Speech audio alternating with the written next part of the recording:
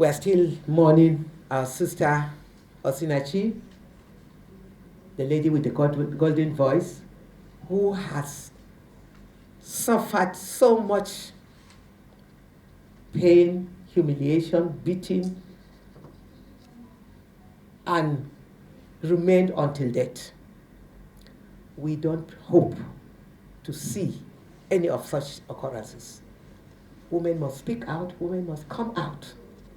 And another thing that I'm appealing to all men and women of conscience is neighbors. Neighbors should help in such situations. Sometimes victims are under some kind of spell or whatever, because the whole story of this lady doesn't seem normal.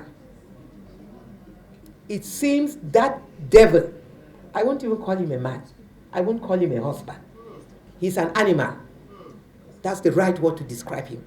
Because by the time I interacted with the children and they open up to tell me how he treats them and their mother, and he put pressure on them not to ever open up and tell anybody. Until I used my psychology, I asked everybody to go out, except me and my permanent secretary. And I assured them. In fact, I did not talk to the four of them at the same time. I asked all of them, the nanny, to take them into the room, and I started with the firstborn. I held him and asked him, "Do you love your mom?" He said, "Yes." "Your mom is a good Christian, a singer." "Yes." "Did she teach you how to tell lies?" He said, "No." "Okay. Where is she?" He said, "Their father said that she's no more, she's dead." "Okay. She is dead, but I want to tell you that the dead sees. Your mom is not an angel, she's watching us. And she won't be happy with you if you tell lies." That was how I broke through. And with that words, the boy sat up. He said he would say the truth. And he opened up. When he finished, we took him to the other side of the room and asked the second child. And it was the same. Up to the last, who is 7 years old, the only girl in the home. So it's so heartbreaking. It's so sad that so many women are living under abusive marriage, and they refuse to come out of it or are afraid to come out of it because the society always blames the victim. The society are afraid, or the victims are afraid of divorce. I'm not advocating or encouraging divorce, but you have to be alive to take care of your children. You have to be alive. Now she's gone. And the children, whoever, even her twin sister, can never play that role the mother plays. She's a twin. But nobody can step into the shoe of a mother. A mother is a mother.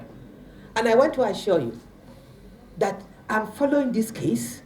I've reported yesterday again in Federal Executive Council. Mr. President is with us on this case, and we will follow it to the latter. I've talked to the at the highest level. The Inspector General is committed. The CIB, the officers in charge, they have vowed to me that they will stand on the path of truth and to ensure that justice is done. And what I'm emphasizing here is justice delayed is justice denied. We want prompt justice, prompt action, because so many cases are being swept under the carpet. So many cases of this nature. If you watched yesterday Good Morning Nigeria, one of our gender-based officers in Ebonyi State gave us instances. There are so many visible facts to so many cases of gender-based violence that have not received the needed judicial attention.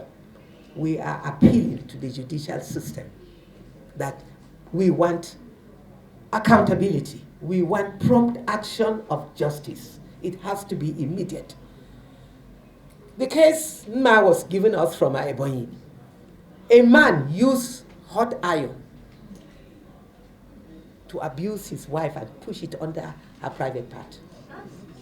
Yes. This is a case. She said it yesterday on the NTA News. Find out from Ebonyi. Find out from the gender officer. Hot iron. What other facts do you want to get? The victim has been abused with the hot iron pierced into her private part, and she's between life and death in the hospital. And you want to say you are making investigation. What investigation is more than this?